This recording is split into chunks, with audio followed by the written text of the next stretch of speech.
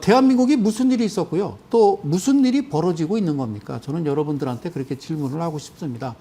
지금 뭐라고 써 있냐면요. 연간 소득 대비 원리금 상환 부담 수준, 빚 갚는 부담이라고 그러는데요. 이걸 DSR이라고 그럽니다. 예. 2022년도에 우리나라가 13.6% 세계 2위랍니다. 예, DSR. 예. 총 부채 상환 비율이라고 그래요. 그러니까 여러분들이 아파트 담보대출을 받을 때요, 은행에서 수입이 얼마나 됩니까? 원천징수 영수증 갖다가요, 이분이 예를 들어서 뭐 300만 원 받으면 이분이 대출받는 금액을 원금과 이자를 갚을 수 있는 능력이 되는가? 이제 부부 합산이겠죠. 맞벌이면은. 그래서 거기에 맞게 대출을 해주는 거를 우리는 DSR이라고 그래요. 그죠? 그런데 이게 지금 저번 주 한 주간, 예, 좀 이게 사실 뜨겁게 달궜던 건데요. 일반 개인 투자자들 이 방송은 증권 방송이고 경제 TV이기 때문에 이게 이제 주식에 어떤 영향을 미칠까, 이게 지금 가장 중요한 거기 때문에 제가 말씀을 드릴게요. DSR 13.6%, 그러니까 빚을 갚는 부담이 지금 2020년 들어서 우리가 호주 다음으로, 호주가 14%가 넘고요. 우리나라가 그 다음에 이제 13.6% 세계 2위로 올라섰다라는 거. 이게 지금 잘못되면요, 금융 위기로까지 갈 수 있는, 이게 상당히 심각한 사건인데도 그렇게 좀 중요시 다루지를 않길래 여러분들한테 잠깐 말씀을 드립니다. 13.6%라는 거는 이 DSR에 이제 이런 얘기예요. 100만 원 월급을 받잖아요. 그러면 담보대출, 내가 원금 이자, 그걸 원리금이라고 그래요. 그 이자 부담이 13만 6천 원이다, 이런 얘기거든요. 그러니까, 이게 뭐가 문제야? 이렇게 생각하는 분들이 있어요. 다시 말씀드릴게요. 연간 소득 대비 원리금, DSR 상환 부담 수준, 빚 갚는 부담이 우리나라가 세계 2위가 됐는데, 이게 13.6%는 지금 뭘 얘기하는 거냐면 100만 원짜리 월급쟁이가 13만 6천 원을 부담하는 거예요. 그러니까 그 문제 없잖아요. 생활하는데. 아니요. 이건요, 밑에 제가 썼죠. 빚 없는 사람까지 합해서 계산한 통계입니다. 그들이 만든 룰이거든요. 빚 없는 사람. 그러니까 담보대출 받은 사람들이 실제적으로는요, 느끼는 부담은요, 거의 한 60%, 70%까지 내린 분도 있어요. 이해가셨어요? 다시요.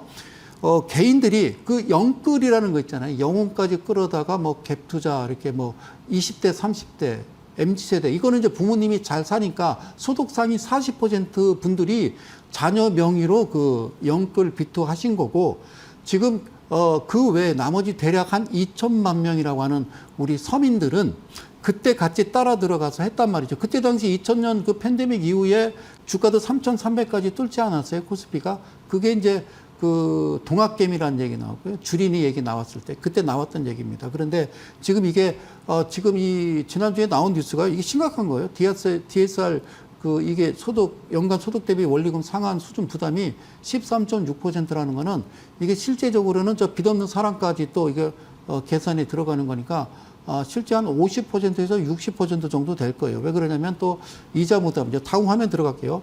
빚 갚는 부담. 미국이요, 7.6%고 일본도 7.5%, 7%대인데 우리나라는 대략 2배 정도 됩니다. 이게 심각한 거거든요. 그래서 2021년, 그러니까 재작년이죠. 그죠? 2020년 팬데믹 터지고 2021년도에는 그때도 12.8% 상당히 높았어요. 그때 5위였거든요.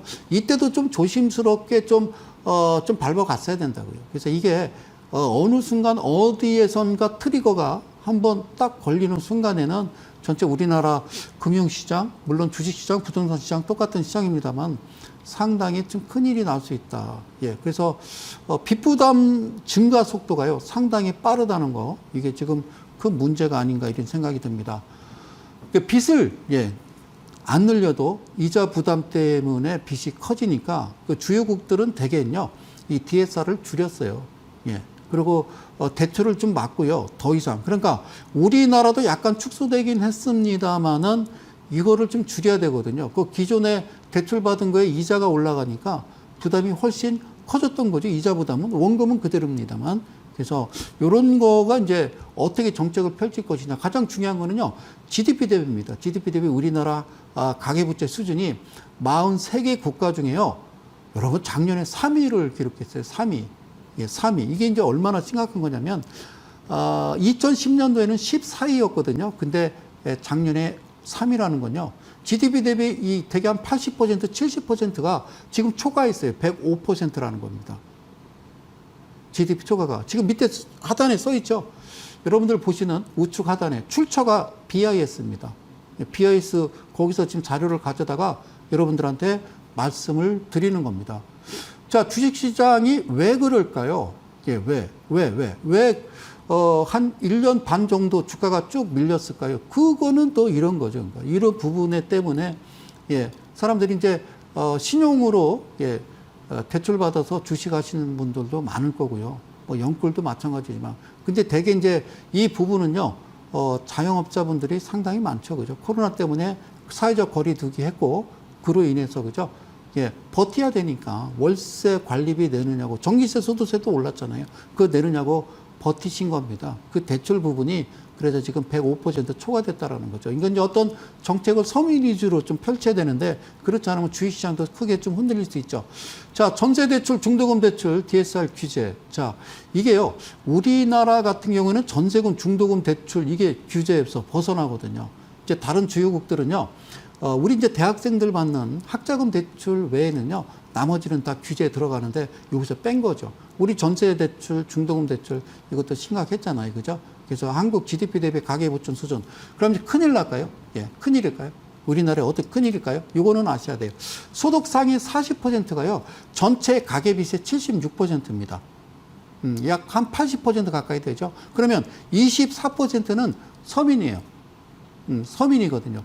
이분들이 어떤 문제가 일어나면요, 상위 빚내서 자산 증식을 이분들이 한 건데, 개인 투자자라고 하는 이제 서민 이런 분들이 이제 힘들 수가 있어요. 그래서 이제 마지막 설명드리면, 빚 부담이 증가 속도가 너무 크고요. 이 가계 대출이 대개 이제 53.7%는요, 만기 일시 상환 방식이라고요. 이때 되면 만세 부르는 분들이 많을 거예요. 그래서 우리 98년 IMF 때 아시죠? 이때 당시에 우리 김대중 정부 들어서면서요, 김대중 대통령이 진짜 큰일을 하신 게 하나가 뭐냐면 부채 탕감해 준 적이 있었어요. 다.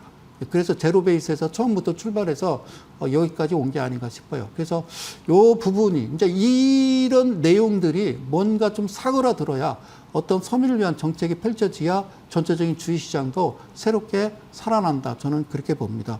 이게 좀 심각하게 다뤄야 될 문제인데 그냥 넘어가길래요.